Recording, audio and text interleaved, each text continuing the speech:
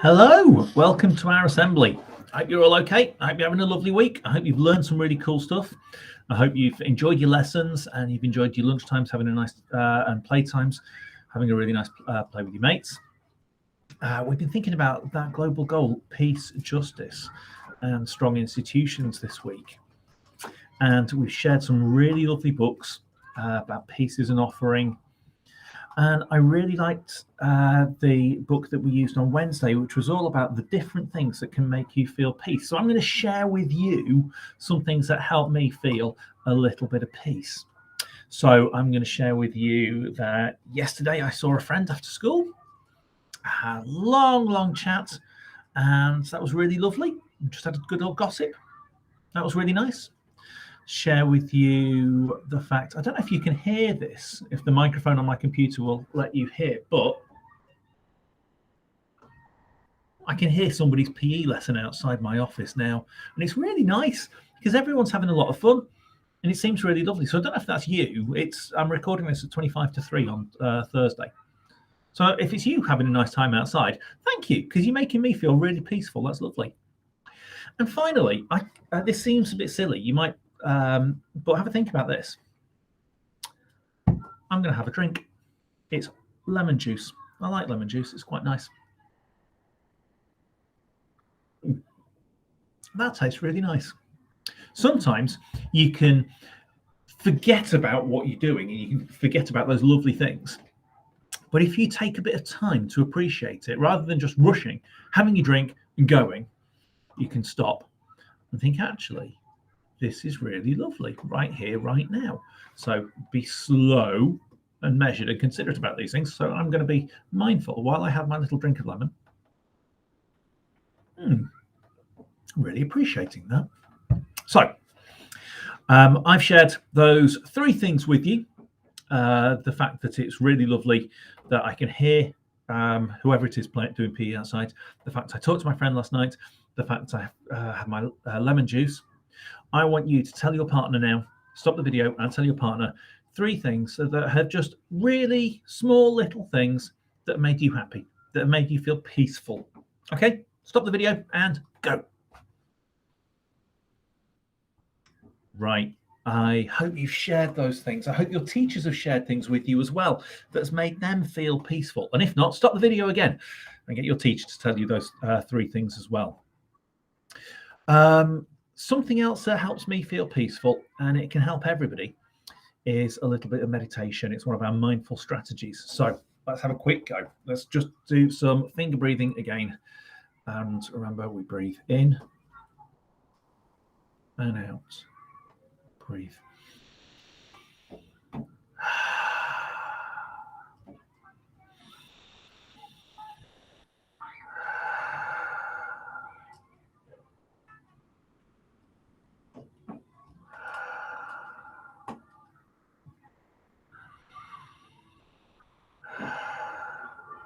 And this time do it 2 more times through with your hands at your own pace. So you don't have to keep in pace with my breathing, but in and out, all the way in. Big deep breaths and out. Big deep breath in, all the way out.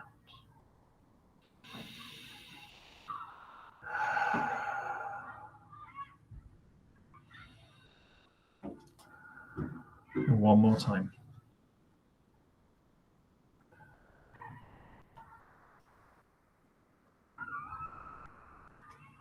Watch your fingers as they move. Concentrate on your fingers. Concentrate on your breathing.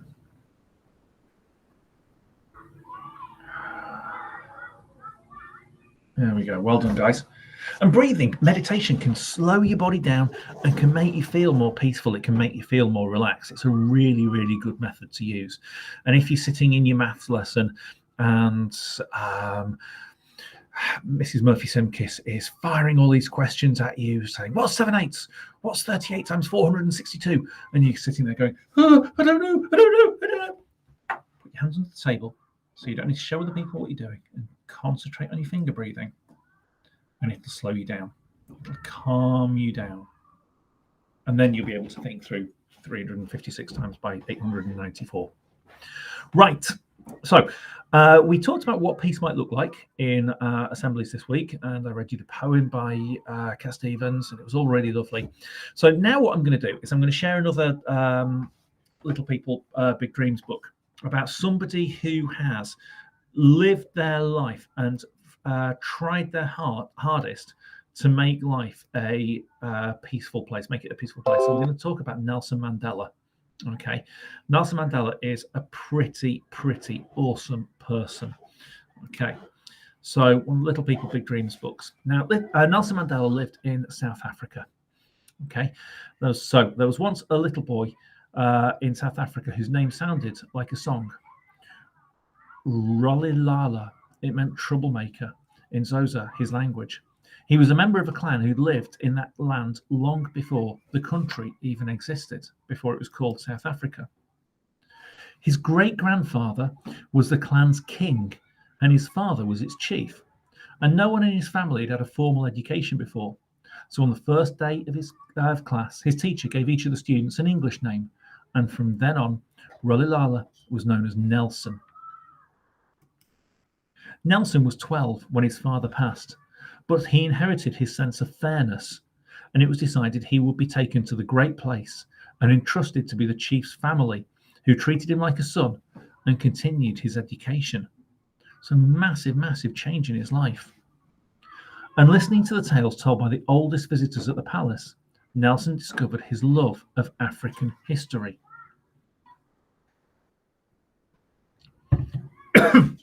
He also learned that his country had been taken over by white men.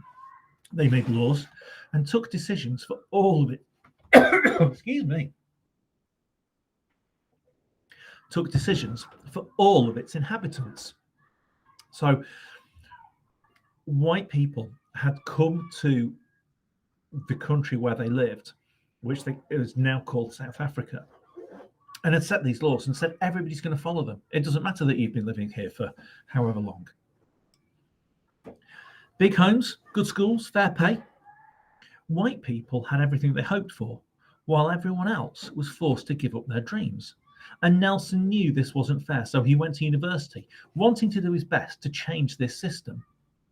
So this was an awful lot of racism in the country, where people who had lived in South Africa originally, people with a different colour skin, people who weren't white, were not treated fairly and were not treated the same.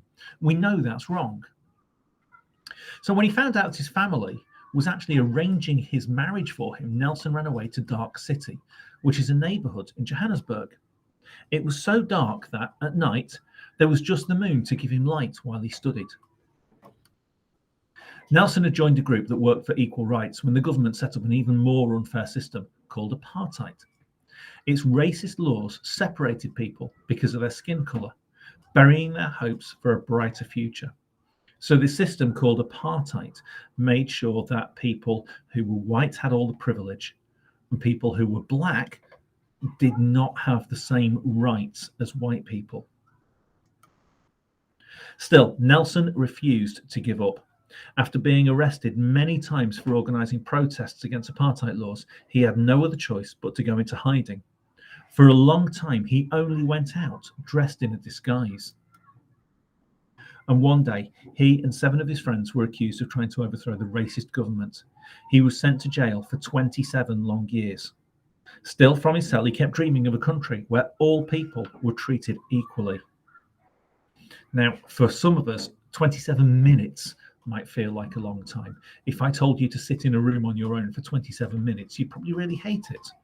27 hours, just over a whole day, would feel like a lifetime. But Nelson Mandela was in jail for 27 years for standing up to apartheid, for saying that apartheid is wrong, for saying that black people and white people should have the same rights, for saying that basic, everybody should be treated equally. He was in jail for 27 years. You guys haven't been alive for 27 years. During the years behind bars, he didn't just earn the respect of his guards. He became a symbol of the struggle for justice. All around the world, there were calls to free Nelson from jail and end apartheid. Nelson was a 72-year-old grandfather when the president of South Africa visited him and decided to release him. They both agreed to work as a team to change the laws and build a fairer country.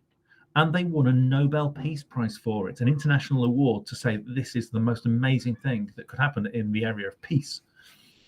Millions of people who'd never had the chance to vote before chose Nelson to be the first black president of South Africa. So even a very, very basic thing, in our school, when we've got a vote for the school council, everybody is allowed to vote. It doesn't matter what your skin colour is. Everybody's allowed to vote because that's what we believe in, that everybody's able to do this. But it wasn't the case in South Africa. It was a huge step towards a rainbow nation where people of all races would live together peacefully and everyone would count. And by facing every struggle in his long walk to freedom with hope and determination, little Nelson learned that the greatest glory is rising every time we fall, because a winner is just a dreamer who never gives up. So Nelson Mandela really lived some of the things that we've been talking about learning, growing, and dreaming. He dreamed of that equal world. He learned what he could do to make it a better place, and he fought for it. So, Nelson Mandela died in 2013. And what some of this story doesn't show is just how awful it was for Black people in South Africa and apartheid. So during that time, people, there would be marches where people would get together, they would walk down the street together, all the Black people saying, we want these same rights, and they would be shot. They would be killed for standing up for their rights. And through all of that, Nelson Mandela never gave up. He never stopped believing in peace.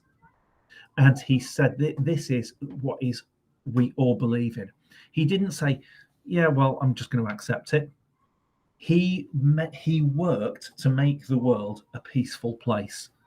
So what some of the equality that we have today is based on people like Nelson Mandela, who said this is the right thing to do.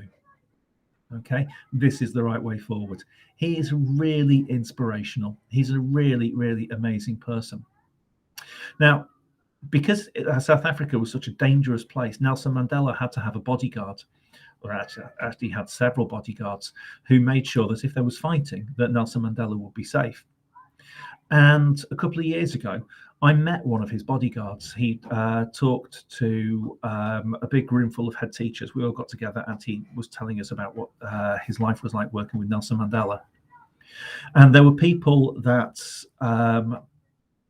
when apartheid was in place, when Nelson Mandela was free to walk around before he was arrested, who were persecuting people who had different coloured skin, who were treating them in a racist way, being unkind, unfair to people who were Black living in South Africa. And then after Nelson Mandela was released from jail, and after he became president, some of these people were still working in the government. And instead of saying, no, you can't work with me, you were bad, you did the wrong thing, Nelson Mandela forgave them and said, yeah, we can work together.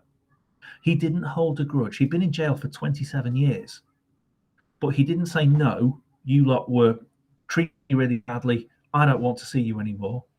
He said, I forgive you, we'll work together.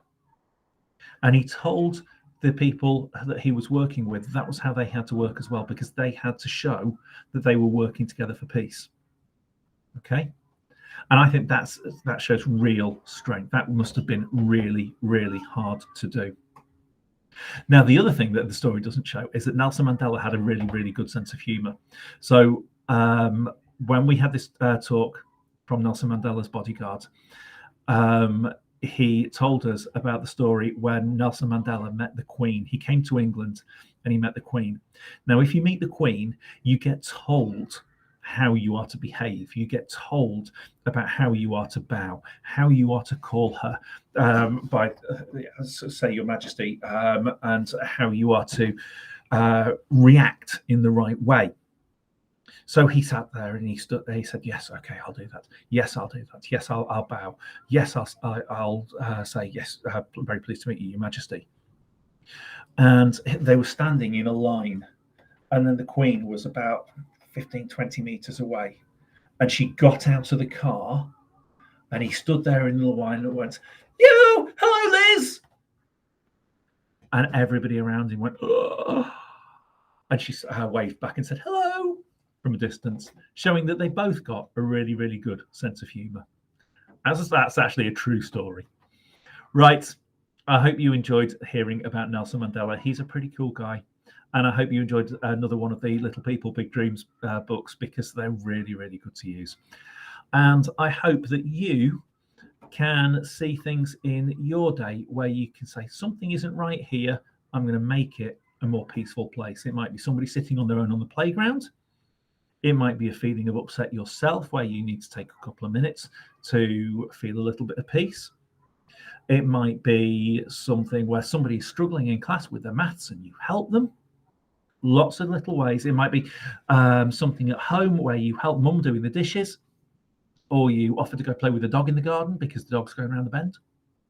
Lots of little ways that you can make the world a slightly more peaceful place. Have a lovely, lovely rest of the day, guys. Bye-bye.